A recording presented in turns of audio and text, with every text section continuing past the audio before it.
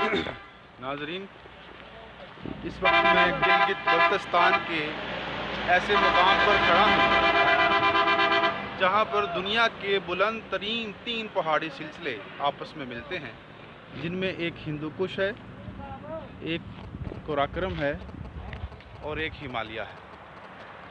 ये बिल्कुल जो आपको इस वक्त पहाड़ी सिलसिला स्क्रीन पर नज़र आ रहा है, ये हिंदू कुश है।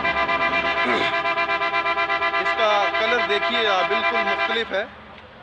और ये है हिमालय।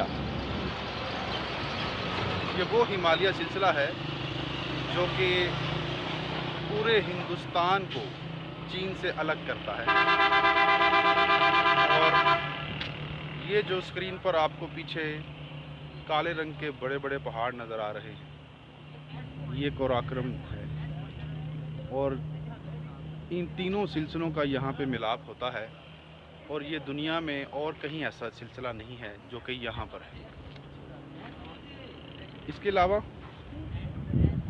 ये आप देख रहे होंगे 2 दरिया आपस में मिलते हैं, जिनमें एक गिलगित रिवर और दूसरा इंडस रिवर है।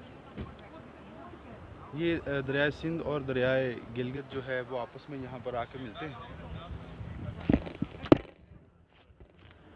आप गौर करें तो आपको महसूस होगा कि तीनों पहाड़ी सिलसिलों का रंग एक दूसरे से बिल्कुल मुख्तलिफ है।